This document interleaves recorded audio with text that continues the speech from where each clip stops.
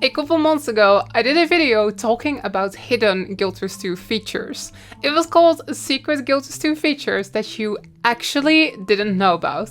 And in that video, I set myself a challenge. Even if you are like me and you've been playing this game every day for the past 10 years, I want there to be at least one feature in this video that you didn't know about.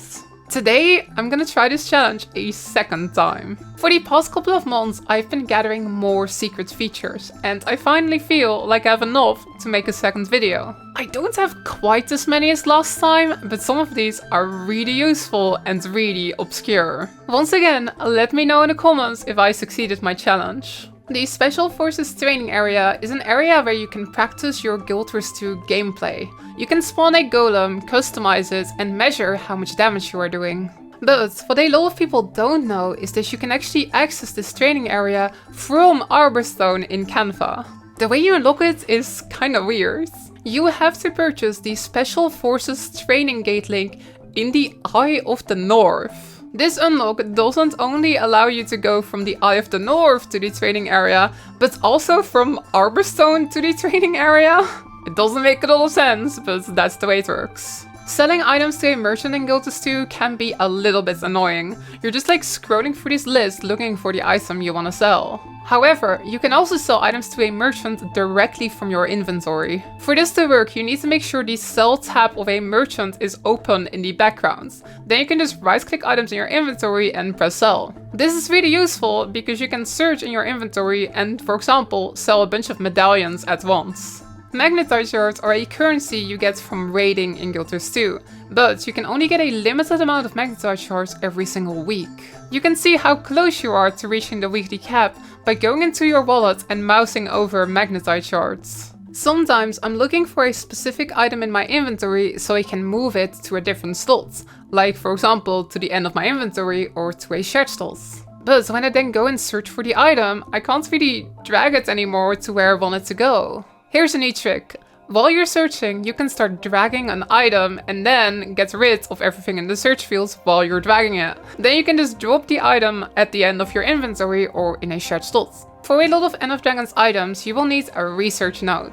You can get these by using a research kit on a crafted item. Usually, I craft stacks of potions. Then I right-click my research kit and press research stack. That way, I can get a lot of research nodes really quickly without having to click a lot. If you want to save some money, however, it can sometimes make sense to craft equips instead and then research those. But the downside of equipment is that it doesn't stack. So you have to move your mouse around and click every single equip, which takes forever. Here is a really neat trick to make this faster. Search for the name of the equip you are researching. You will then get all the equips as search results. If you then use your research kits on the first search result, you can just keep spam clicking to research all of them. This is a lot faster than having to move your mouse to every single equip. Do you ever find yourself randomly losing your targets? You're doing a big meta event and you're trying to hit the boss, but then suddenly you targeted some random enemy for no apparent reason. This has been happening to me for literally 10 years, and I never really understood why sometimes I would just lose my targets. Well, thanks to this Reddit post, I finally know why. Guild Wars 2 has a setting called right-click to attack/interact. This setting looks kind of innocent at first, but it's really evil. Let me explain why. When this setting is turned on, you can right-click an enemy to start attacking us, which doesn't really seem like an issue.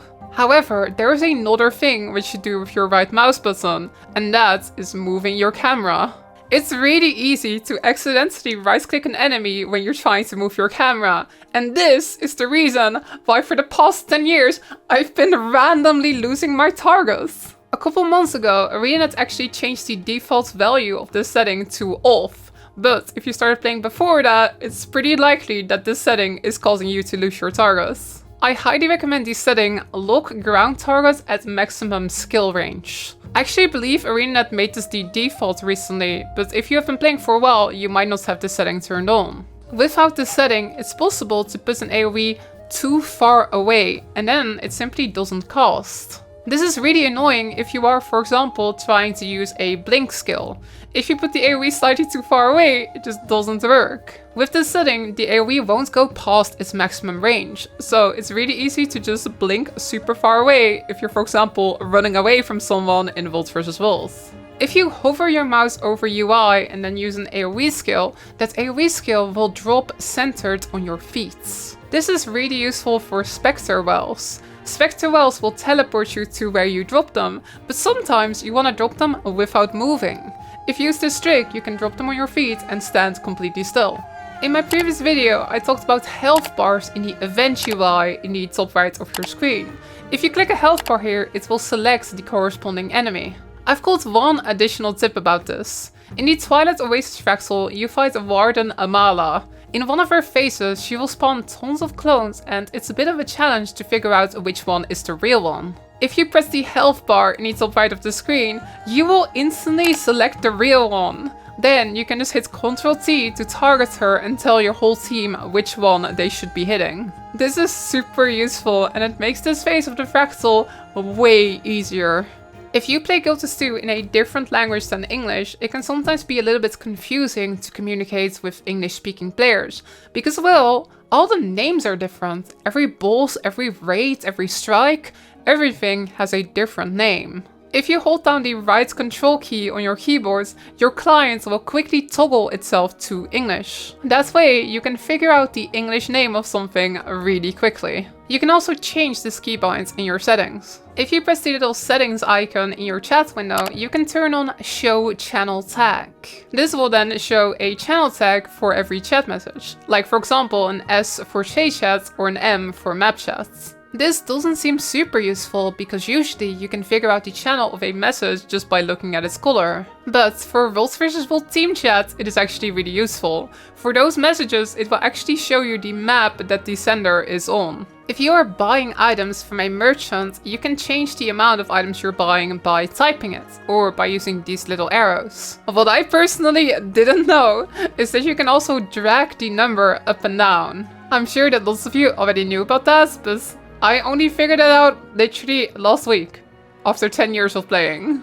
You can access your bank through any crafting station. You don't even need to have that crafting profession. This can save you some time walking around in cities. This means that instead of purchasing the expensive 50 gold bank for the Eye of the North, you can just get a way cheaper crafting station and then use the bank from there. You can also do the gourmet training achievements to get a cooking station in your home instance, which then means that you also have bank access in your home instance. Here is an even weirder one. If you go to a guild bank, there's a little drop down in the top left. If you change this drop down from inventory to account vault, you get access to your entire bank.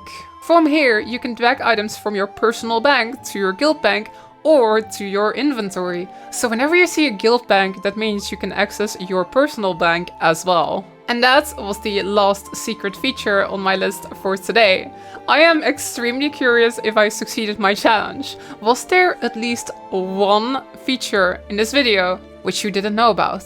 Let me know in the comments. And also, if you know any secret features, you should definitely let me know. I'm still hunting for these and it's getting harder and harder to find them. I really need your help here. If you like hanging out and talking about Guilty 2, you should definitely stop by my Twitch stream over at twitch.tv/Luanity. You can also join my Discord, which has got tons of people talking about Guilty 2, and you can follow me at Twitter at Lara_IRL. I will see you again tomorrow on stream. See ya!